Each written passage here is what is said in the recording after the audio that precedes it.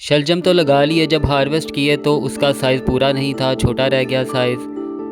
अस्सलामुअलैकुम, मैं हूं नदीम इकबाल और आप देख रहे हैं C2 बाइट। तो आज मैं आपको कंप्लीट डिटेल बताऊंगा कि आपने शलजम को किस तरह लगाना है ताकि आप जब हार्वेस्ट करें तो आपका शलजम अपने पूरे साइज़ को पहुंचा हो, ना वो कड़वा हो बल्कि मीठा शलजम हो। आप ग्रो बैग यूज़ कर रहे हैं या फ्रूट क्रेट की बास्केट यूज़ कर रहे हैं या आपने कैरी के अंदर लगाना है, तो मिट्टी बनाने से पहले आपने जो भी आपके एक्स्ट्रा पौधों के पत्ते वगैरह होंगे वो आपने देखा होगा, इस तरह आपने पहले वो सारे अपने मिट्टी के अंदर डाल देने हैं ताकि वो भी अपने आप जो है 2-3 महीने के बाद डिकम्पोज होकर उसकी खाद बन जाए। जी, तो मैंने यहाँ पे फ्रूट क्रेट यूज़ किया है। तो आप देख सकते हैं कि फ्रूट क्रेट का जो साइज़ है वो तकरीबन उसकी जो गहराई है वो 10 से 12 इंच की है। और इसके साइडों पे मैंने ग्रीन नेट इसलिए लगाया है ताकि ये होता है जाली वाला ग्रीन नेट। तो आप भी जब बनाएं अपना ये फ्रूट क्रेट के बॉक्स को या बास्केट को, जब आप पॉट बनाएं तो आप भी इस तरह ग्रीन नेट की जाली इस्तेमाल कीजिएगा, क्योंकि इससे क्या होता है कि मिट्टी के अंदर हवा की एयरिंग जो है वो बहुत ज़बरदस्त होती है और जड़ें जो होती हैं वो बहुत अच्छी ग्रोथ करती हैं। क्योंकि ये जड़ वाली सब्ज़ी होती है शलजम, तो इसलिए इस तरह आप करेंगे तो बहुत अच्छा रहेगा, रिज़ल्ट भी आपको अच्छा मिलेगा, आपका शलजम भी पूरे साइज़ को पहुँचेगा। तो आप देख सकते हैं कि इस तरह मैंने पहले मिट्टी को 1 दिन के लिए पानी लगा दिया था। उसके बाद फिर मैंने नेक्स्ट डे आके इस मिट्टी में गोडी की थी। उसके बाद फिर मैंने इसमें स्केच बनाए थे। जी, तो ये स्केच बनाने के बाद आप इसके अंदर जो है वो होल करेंगे और इस होल में फिर हम बीज डालेंगे। तो वीडियो दोबारा बनाने का मकसद ये था कि आपको मैं बता सकूं, दिखा सकूं कि आपने किस तरह शलजम लगाने हैं। मैंने तो ये अक्टूबर में लगाए थे, तो अभी भी नवंबर का टाइम है हमारे पास लगाने का। तो बीज देखें, आपने बीज अच्छी क्वालिटी के यूज़ करने हैं, क्योंकि ये ठंड वाली जब सर्दी बढ़ती है ना तो तब इसकी ग्रोथ अच्छी होती है और ये सर्दी ज़्यादा पसंद करता है। तो आपने अब लगा देने हैं बीज, नवंबर तक आप लगा सकते हैं बीज, और फिर 6 से 7 हफ्ते में, 8 हफ्ते में आप इसकी हार्वेस्टिंग भी कर लेंगे। तो आज मैं आपको ये कंप्लीट दिखाऊंगा कि मैंने जब बीज लगाए हैं उसके बाद इसकी ग्रोथ किस तरह हुई, 20 दिन की ग्रोथ, 25 दिन की ग्रोथ, फिर उसमें आपने क्या फर्टिलाइज़र यूज़ करना है, सारा कुछ आप इस वीडियो में कंप्लीट देखेंगे। ये कंप्लीट वीडियो मैंने दोबारा बनाई है आपके लिए। मैंने तो ये बीज वैसे अक्टूबर में लगाए थे, मैं तब साथ साथ भी आपको गाइड कर रहा था, लेकिन अभी टाइम गुजरा नहीं है, इसलिए मैंने सोचा कि मैं दोबारा एक कंप्लीट वीडियो बनाकर आप लोगों को दूँ ताकि आप लोग भी अपने घर में इजीली शलजम ग्रो कर सकें।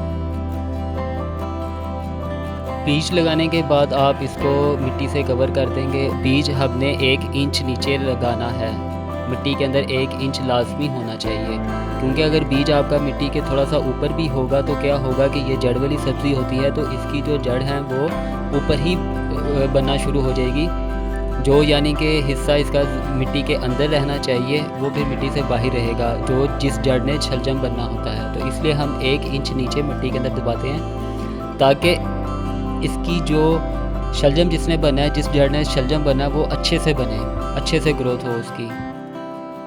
तो बीज लगाने के बाद आप इसको पानी दे देंगे अच्छी तरह से ताकि बीज और मिट्टी का कनेक्शन आपस में अच्छे से हो जाए। जब आप बीज लगाते हैं तो बीज के तकरीबन 6 से 7 दिन के बाद इसके बीज जर्मिनेशन अपनी शुरू कर देते हैं आसानी से। आपके पास कोई भी पॉट है आप उसे इजीली यूज़ कर सकते हैं, बस उसकी गहराई का आपने ख्याल रखना है कि उसकी 10 से 12 इंच की गहराई होनी चाहिए। तो मेरे पास यहाँ पे 4 फ्रूट क्रेट हैं जिसमें मैंने लगाए हैं, वो मैंने आपको पहला फ्रूट क्रेट दिखाया जिसमें मैंने लगाया है, अब ये दूसरे फ्रूट क्रेट में मैं लगा रहा हूँ। तो आप ऐसे बीज 2 भी डाल सकते हैं, 1 भी डाल सकते हैं। 2 इसलिए डालते हैं कि अगर कोई बीज, दोनों में से एक बीज तो लाजमी जर्मिनेट हो, अगर दोनों ही हो जाएँ तो तब क्या करना है हमने, ये भी आपने देखना है इस वीडियो में।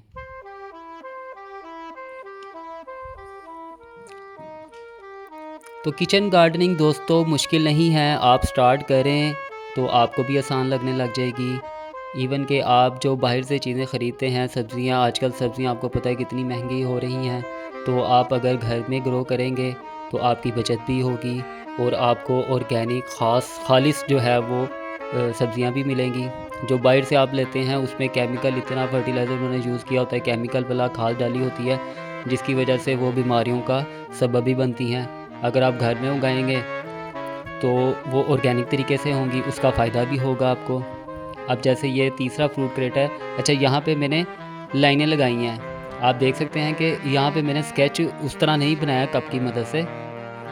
तो तरीका आपको दिखाने का है कि आप जौन सा तरीका आपको अच्छा लगता है आप उस तरीके से भी लगा के शलजम ग्रो कर सकते हैं। अच्छा, बीज जो आप लगाएंगे उसमें आप फासला रखेंगे 3 से 4 इंच का, एक से दूसरे बीज के दरमियान फासला इतना लाजमी रखना आपने। और न्यू आने वाले सब्सक्राइबर्स का मैं बहुत शुक्रिया अदा करता हूँ कि उन्होंने भाई के चैनल को सब्सक्राइब किया और बहुत सपोर्ट की मुझे, कि यही हमें भी मोटिवेशन मिलती रहती है जब आप हमें सब्सक्राइब करते हैं, हमारी वीडियो वॉच कंप्लीट करते हैं, तो उससे हमें भी मोटिवेशन मिलती है कि आप लोग हमारी वीडियो देख रहे हैं, हमें प्यार कर रहे हैं। फिर हमारी भी कोशिश होती है कि हम आपके लिए नई से नई वीडियो बनाएं और उसमें इतनी आसान अल्फाज यूज़ करें कि आपको अच्छे तरीके से समझ आ जाए, कि आपको किसी परेशानी का सामना ना करना पड़े। और जो यहाँ पे हमने मिट्टी यूज़ की है वो आपने रेतली मिट्टी, भालू मिट्टी जिसे हम बोलते हैं, आप नर्सरी से भी ले सकते हैं, आप ख़ुद भी बना सकते हैं। काफ़ी वीडियो पड़ी हैं, आप देख सकते हैं कि मिट्टी बनाने का तरीका क्या है, मिट्टी किस तरह बनाते हैं। मैंने वीडियो काफ़ी अपलोड की हैं, आप उसमें देख सकते हैं।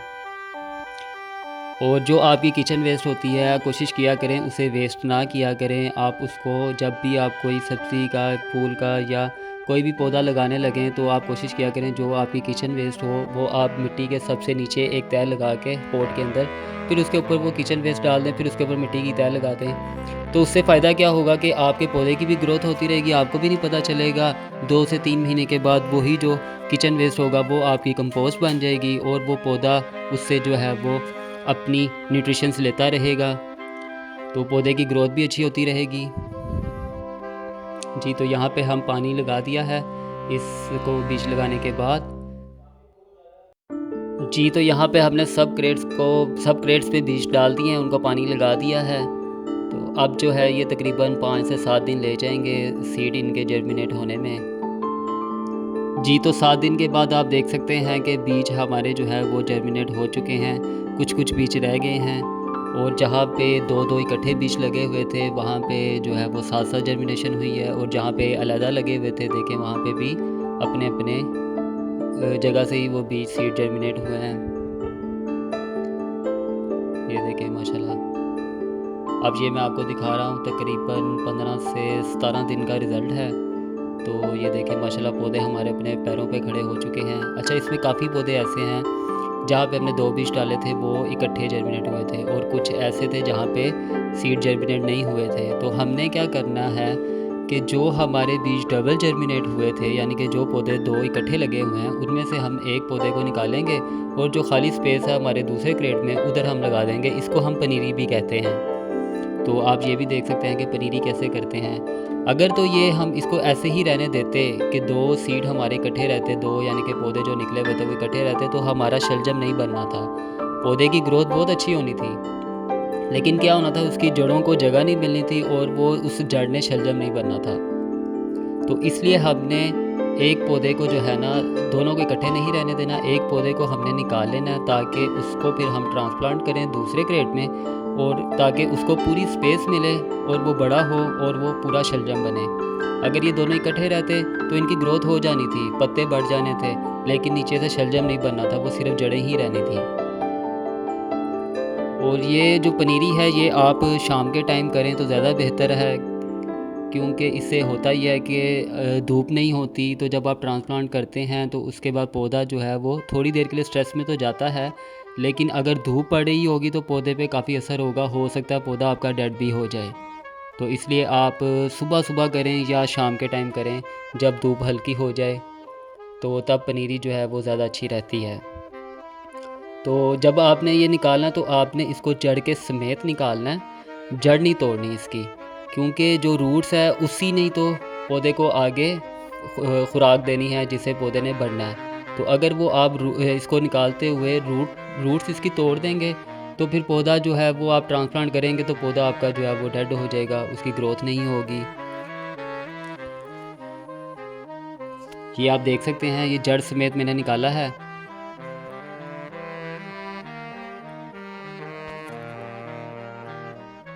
और जब आप इसको निकालेंगे तो आप साथ पानी में इसको डिप कर देंगे ताकि जड़ जो है उसमें पानी की कमी ना हो। रूट जो है वो फ़ौरन इधर से भी अपनी जो पानी है वो उसको ले लेगा, तो इस तरह पानी की कमी भी नहीं होगी।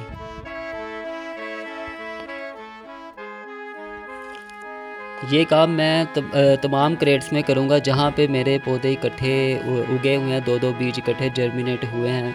उधर मैं ये हर एक पौधे को निकाल लूँगा ताकि एक पौधा रहेगा मेरा। और क्योंकि हम तो चाहते हैं कि हमने शलजम बनाने हैं, हमने शलजम उगाएँ तो शलजम भी उगें। तो अगर हम दोनों इकट्ठे रहने देंगे तो वो फिर सिर्फ पत्तों की ग्रोथ होती रहेगी, तो शलजम तो बनेगा ही नहीं, तो फिर हमें फ़ायदा क्या होगा। तो इसलिए टाइम लगेगा इसमें। आपने एक पौधा निकालना है जो दो इकट्ठे लगे हों, जो दो इकट्ठे ग्रो हुए होंगे, उसमें से आपने एक लाजमी निकालना है और आपने अपने दूसरे क्रेट में या बोर्ड में लगा देना है। अगर आपके पास स्पेस नहीं बचती तो तब फिर आप एक को निकाल के वेस्ट कर दीजिएगा, क्योंकि आपने दोनों को इकट्ठे नहीं लगे रहने देना। आप जब ये काम करेंगे आपका पौधा तकरीबन 17 से 18 दिन का हो जाना चाहिए, ताकि उसके अंदर इतनी क़ुव्वत हो कि जब आप उसको निकालें और उसको ट्रांसप्लांट करें तो वो सरवाइव कर जाए। अगर तो 7-8 दिन का पौधा होगा तो बहुत कम चांस होगा कि वो सरवाइव करेगा। और शलजम के पौधे के लिए आपको ज़्यादा केयर भी नहीं करनी पड़ती। बस ये है कि आपकी मिट्टी अच्छी बनी हो, जिसमें ना तो आपके पौधे को किसी भी न्यूट्रिशन की कमी हो। जैसे होता ही है कि अगर आप नाइट्रोजन इसमें ज़्यादा होगी तो सिर्फ जड़ें बढ़ेंगी, पौधे की ग्रोथ होगी, लेकिन जो फल है वो नहीं सही बन पाएगा। तो इसलिए आपने मिट्टी एक दफ़ा आप अच्छी सी बना लें तो फिर आपको जो खाद है वो तकरीबन 25 से 30 दिन के बाद ही देनी पड़ती है। उससे पहले ज़रूरत ही नहीं पेश आती इसको खाद देने की। अगर आप भाई के चैनल पर न्यू आए हैं तो भाई का चैनल भी सब्सक्राइब कर लें, ताकि आपको मज़ीद इन्फॉर्मेटिव वीडियोस जो हैं वो मिलती रहें। जी, तो यहाँ पे आप देख सकते हैं कि हमने तकरीबन आलमोस्ट अपने सारे ही प्लांट जो हैं, जो हमारे दो इकट्ठे थे, उनको हमने अलहदा कर लिया है। और इस तरह हमने एक पानी का बर्तन लिया हुआ था जिसमें हमने इनको अलहदा करके डाली जा रहे थे, ताकि इसकी जो रूट्स हैं उस पर पानी की कमी ना हो। तो लगाने के लिए आप इस तरह करेंगे कि मिट्टी के क्रेट में आप जो है वो इस तरह सुराख कर लेंगे।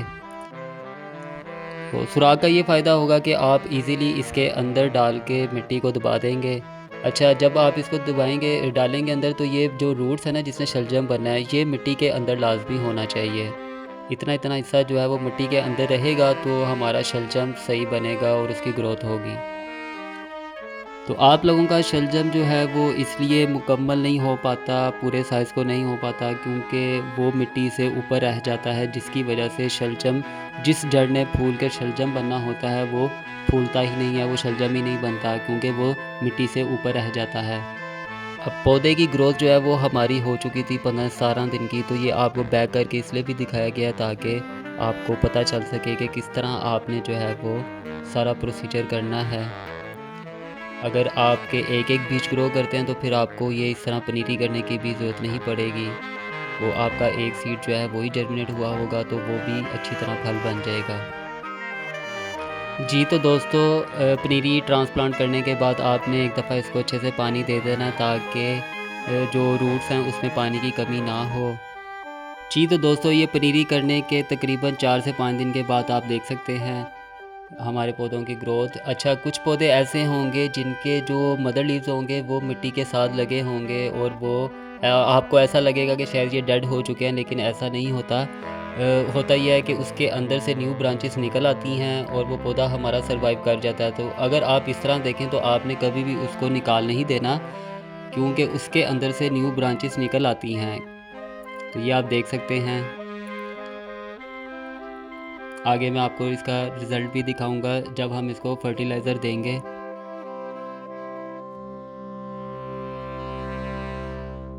जी, तो दोस्तों ये तकरीबन 28 से 30 दिन हो चुके हैं हमें शलजम के पौधे लगाए हुए, उनकी ट्रांसप्लांटिंग भी किए हुए तकरीबन कोई 10 से 12 दिन हो चुके हैं। तो ये देखिए माशाल्लाह इनकी ग्रोथ आप देख सकते हैं, कितनी अच्छी इनकी ग्रोथ हो रही है और इसको कोई कीड़ा नहीं लगा। और यहाँ पर आप देखेंगे कि जो हमने पनीरी की थी शुरू में तो हमें लग रहा था कि शायद ये पौधे डेड हो जाएंगे, लेकिन देखें तमाम फ्रूट क्रेट्स में जो हैं वो हमारे पौधे सरवाइव कर चुके हुए हैं और बहुत अच्छी ग्रोथ के साथ खड़े हैं अपने पैरों पे। तो आज वक्त है इनको फर्टिलाइज़र देने का। तकरीबन 28 से 30 दिन हो चुके हैं, तो हम इनको पहला फर्टिलाइज़र देंगे। तो फर्टिलाइज़र बनाने का तरीका भी आपको तो पता चल गया है और आप लोग ख़ुद भी बना सकते हैं, बहुत ईजी है। वीडियो में मैं इसका लिंक भी आपके साथ शेयर कर दूँगा। और आपको ये तकरीबन 25 से 30 दिन के बाद सिर्फ एक दफ़ा ही फर्टिलाइज़र देना पड़ेगा। तो इंशाल्लाह मिलेंगे आपसे नेक्स्ट वीडियो में जब हम इसकी हार्वेस्टिंग करेंगे शलजम की, तो तब आपके साथ लाजमी शेयर करेंगे और उम्मीद करता हूँ कि आप शलजम ज़रूर लगाएंगे घर में।